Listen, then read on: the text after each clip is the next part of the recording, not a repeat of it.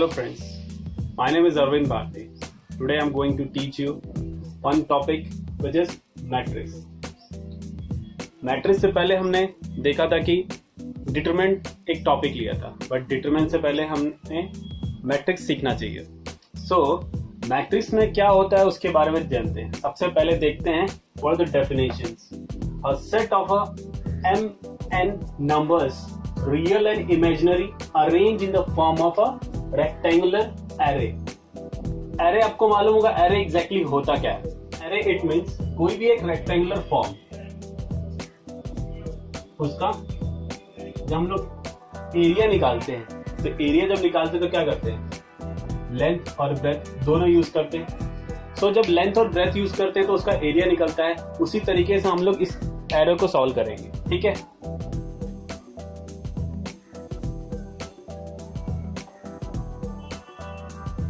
और वो array exactly किस में आता है, मैट्रिक्स में. डेफिनेशन क्या है, a set of m number real and imaginary arranged in the form of a rectangular array of one m row. अभी यहाँ पे हमने डेफिनेशन में ही देख रहे हैं कि दो चीज हमें देखना है, एक है रो और एक है कॉलम. मैं हाईलाइट कर देता हूं थोड़ा सा. रो एंड कॉलम, और ये दोनों रो एंड कॉलम को वेरिएबल दे रखा है. जैसे कि रो को दे रखा हुआ है m और n दे रखा हुआ है.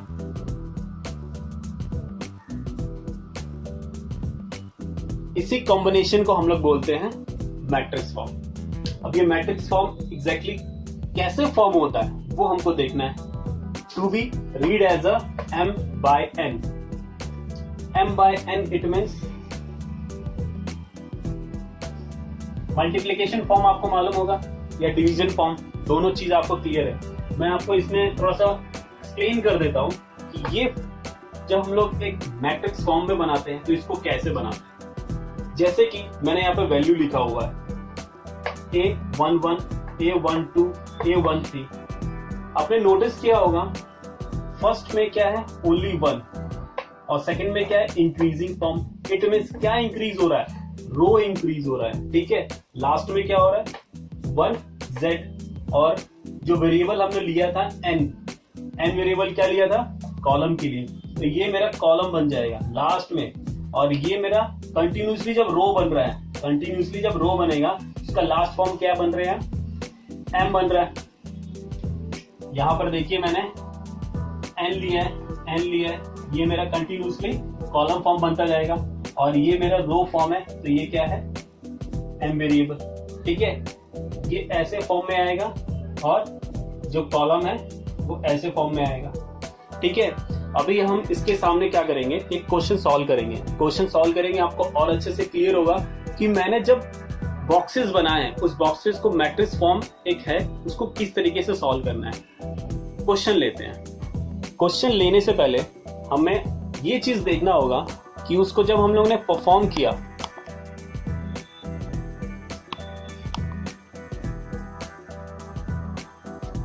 तो यहां पर देखिए उस ए वेरिएबल को किस तरीके से लिखा हुआ है. मॉड के अंदर मतलब मैट्रिक्स के अंदर लिखा हुआ है A-I-Z और m into n. ये चीज हमें ज्यादा कंसीडर करना है, और इसको हम लोग इस तरीके से भी लिख सकते हैं A equal to A-I-J. ठीक है, क्वेश्चन पे देखते हैं और अच्छे से क्लियर होगा. ओके,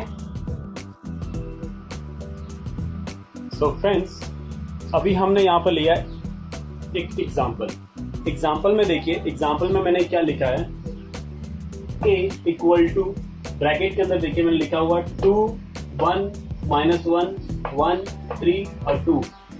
यहाँ पर मैंने कुछ वैल्यू लिखा, उस वैल्यू को किस तरीके से एक्सप्लेन कर रहा हूं मैं वो नोटिस करो.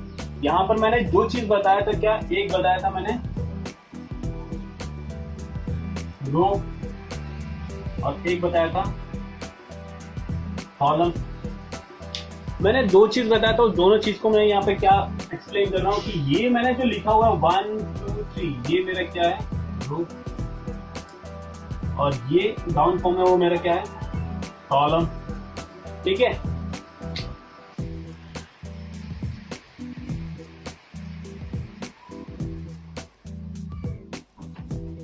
मैंने दोनों वेरिएबल को, दोनों नेम को दो वेरिएबल दिए थे।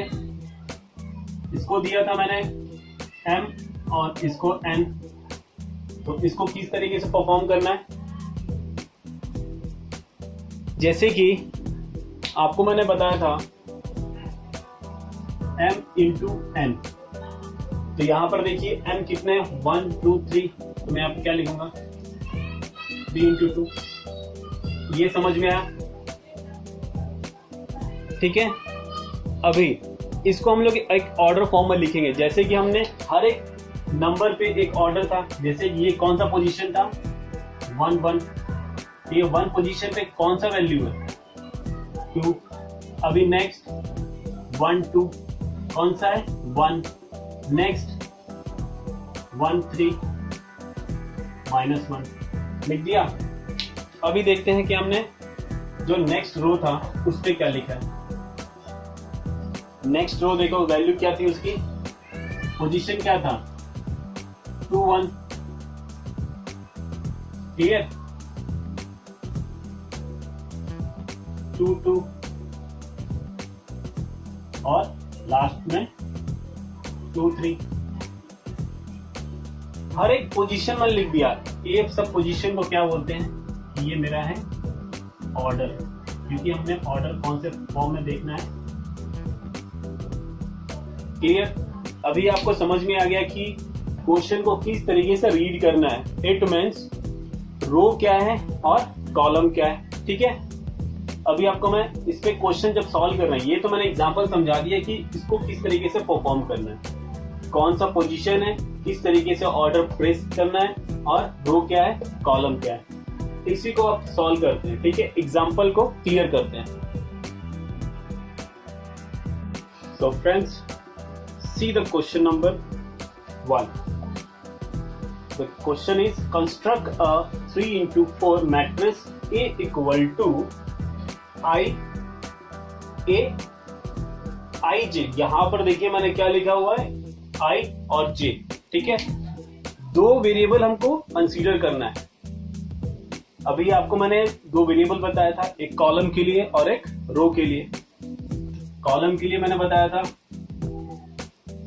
अब ये मैंने बताया था रो के लिए, और n बताया था कॉलम के लिए। ठीक है, इस दो वेरिएबल को किस तरीके से परफॉर्म करना है, लेट्स सी। क्वेश्चन आपके सामने लिखा हुआ है आई जे इक्वल टू आई जे, और दोनों को मैंने क्या किया, प्लस किया, आई प्लस 1 सॉरी जे। ये क्वेश्चन को इसमें कंस्ट्रक्ट करना है 3 into 4 में। इससे पहले हमने जो परफॉर्म किया था, इट मींस बॉक्स के अंदर हमने क्या क्या लिखा है वो चीज देखते हैं। और सबसे पहला जो टर्म होता है वो क्या होता है, रो, और सेकंड टर्म क्या हो जाता है, कॉलम, क्योंकि m into x होता है। ये चीज ध्यान में रखना है। ठीक है,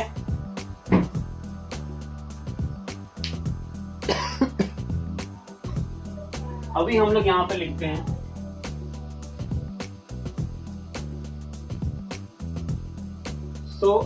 अभी हमको यहां पे क्या करना है, 3 रो बनाने।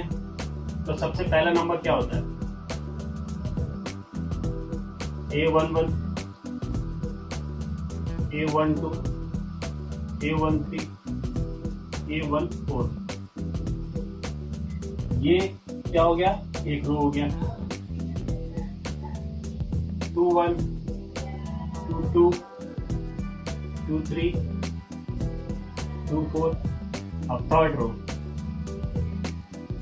3 1, 3 2, 3 3, 3 4। अभी मैंने हर एक पोजीशन को प्लॉट कर दिया। ये मेरा क्या है, रो, और ये क्या है, कॉलम। क्लियर? अब हमें क्या करना है, हर एक पोजीशन को क्या करना है, इसमें 2 नंबर लिखे आई और जे। इस आई और जे को क्या करना है, प्लस करना है।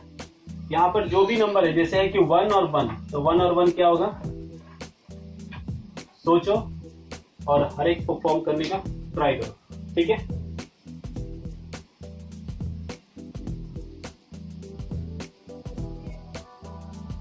ये देखो, ये देखो।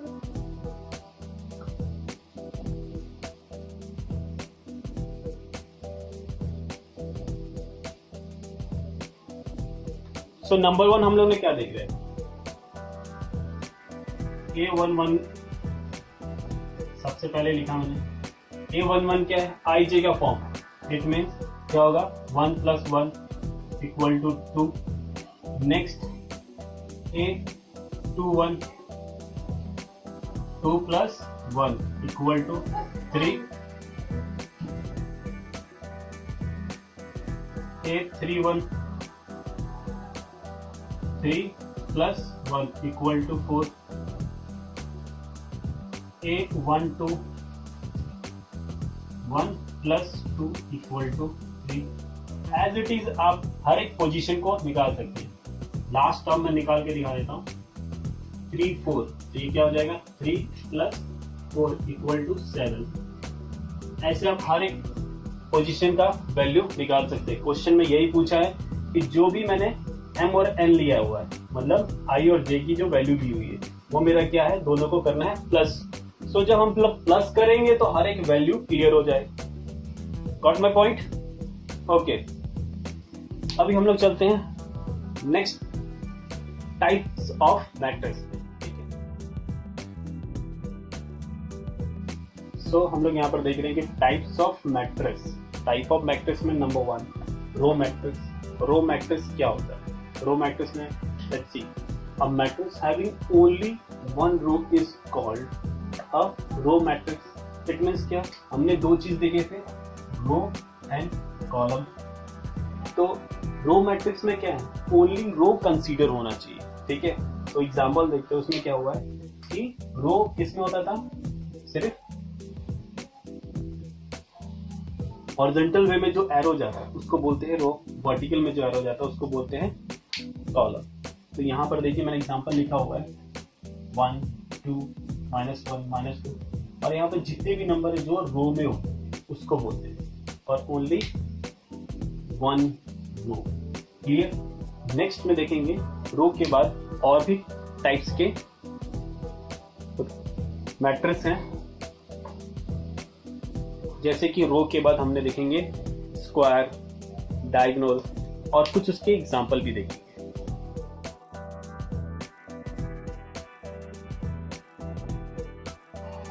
अभी सेकंड में देखेंगे क्या लिखा हुआ है, column matrix. What is the definitions? A matrix having only one column is called.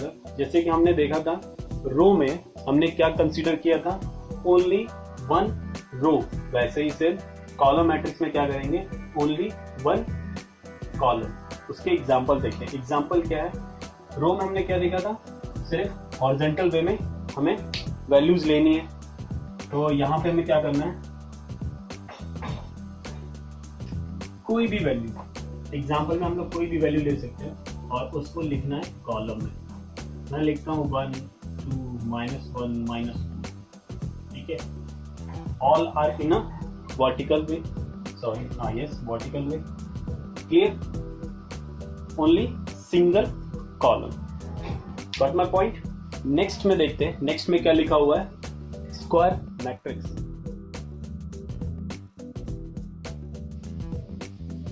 Third number देखिए, थर्ड में मैंने क्या लिखा हुआ है, स्क्वायर मैट्रिक्स। स्क्वायर मैट्रिक्स में क्या है, a matrix in which the number of a row is equal to the number of column, say n, is called square matrix। ठीक है, उसका एक ऑर्डर है, वो है n। यहाँ पर हमको क्या देखना है कि जो भी m और n है उसको हम लोग ने एक ऑर्डर में कंसीडर किया है n में, और दोनों को इक्वल लिखना है। Number of row is equal to the number of column. अब उसमें हम ऐसे भी लिख सकते हैं, इसका एग्जांपल है 1 2 2 4 इस वैल्यू को ज़्यादा नोटिस मत करो, सिर्फ ये देखो कि मैंने पोजीशन में क्या लिखा है कि जो रो है वो कितना है 1 और 2, कॉलम है वो कितना है 1 और 2। It means row and column दोनों के नंबर्स क्या है इक्वल है। ठीक है, अब ऐसे ही हमको क्या करना है 3 टर्म में भी ले सकते हैं।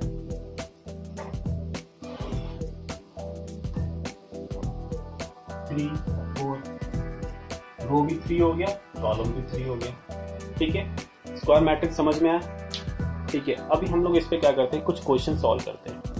तो फ्रेंड्स, अभी आपके सामने एक क्वेश्चन लिखा हुआ है, construct 2 into 3 matrix A equal to Aij whose element are given by Aij equal to I minus j upon I plus j।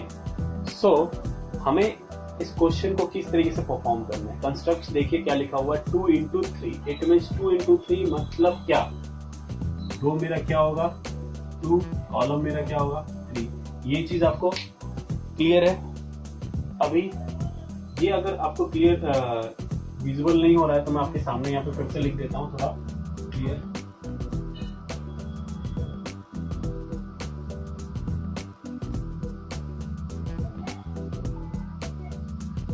हमें ये चीज परफॉर्म करना है।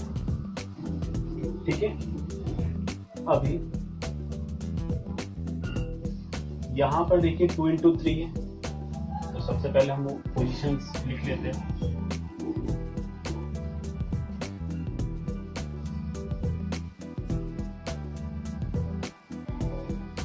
A11 A12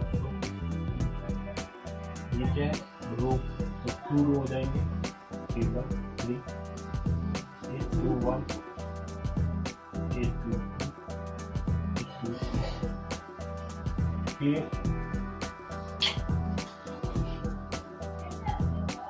ठीक है। अभी हमने पोजीशंस लिख लिए हैं और हर एक पोजीशन का एक एक वैल्यू हमें इसमें सॉल्व करना है। ठीक है,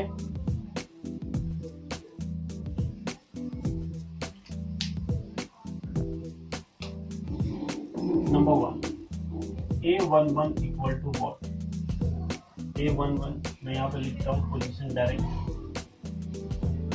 1 minus 1 upon 1 plus 1। ये क्या हो जाएगा 1 minus 1 0, 1 plus 1 2, so it comes in 0 by जिसकी भी न्यूमरेटर 0 हो और डिनोमिनेटर में कोई भी वैल्यू हो, ये इक्वल टू 0 ही आता है, इसको बोलते हैं नॉट इक्वल। ठीक है, next A12 1 minus 2 upon 1 plus 2 equal to क्या होगा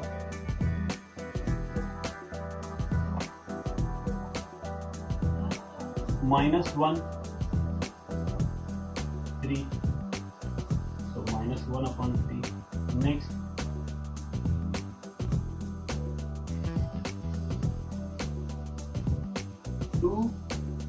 -1 upon 2 plus 1 upon 3। क्लियर, ऐसे ही आप हर एक पोजीशन को कर सकते हैं। लास्ट वाला मैं भी लिख देता हूँ डॉट डॉट 2 और 3 को 2 minus 3 upon 2 plus 3 क्या होगा -1 upon 3 और 2 5। ठीक है, अगर आपको विजुअल नहीं हो रहा तो मैं जूम करके दिखा देता हूँ। सो ऐसे ही आप परफॉर्म करेंगे। हर एक पोजीशन को पहले प्लॉट करना है, प्लॉट करने के बाद उसकी वैल्यू सॉल्व करनी है। गिवन क्या दे रखा था A equal to I J equal to I minus J upon I plus J. Clear है स्टूडेंट? नेक्स्ट टॉपिक हम लोग इसमें फिर से देखेंगे। एक और एग्जांपल लेता हूँ, यहाँ पर लिया हुआ है 2 and 2 3। अभी हम लोग एक सीबीएसई का क्वेश्चन है उसको सॉल्व करते हैं। ठीक है, सो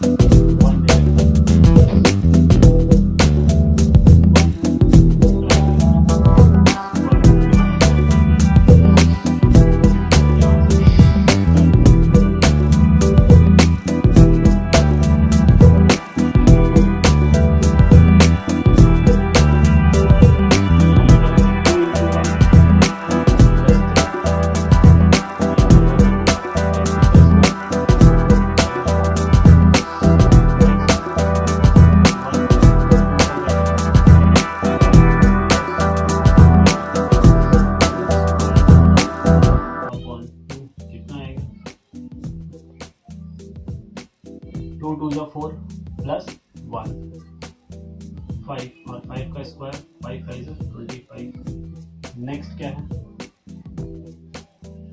2 1, यहाँ पर लिखेंगे 2 प्लस 1 इन ब्रैकेट, नहीं यहाँ पर 2 है, 2 इन ब्रैकेट 1 अपॉन इसका होल स्क्वायर क्या होगा 2 1 2 प्लस 2 4 4 16 लास्ट 2 और 2 कितना है 2 प्लस 2 इन ब्रैकेट 2 का होल स्क्वायर अपॉन 2 कितना होगा 2 2 4 और 4 प्लस 2 6 6 6 36। तो यहाँ पे हमने हर एक वैल्यू को निकाल दिया है।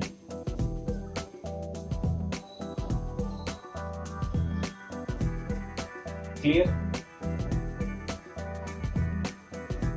होप सो आपको हर एक क्वेश्चन समझ में आया होगा, हर एक टॉपिक क्लियर किया होगा। अगर आपको कोई भी टॉपिक क्लियर नहीं होता है तो आप उसको कमेंट बॉक्स में कमेंट करके कोई भी क्वेश्चन जो आपको डाउट हो वो आप लिख सकते हैं, मैं आपको रिप्लाई ऑन द स्पॉट दूंगा।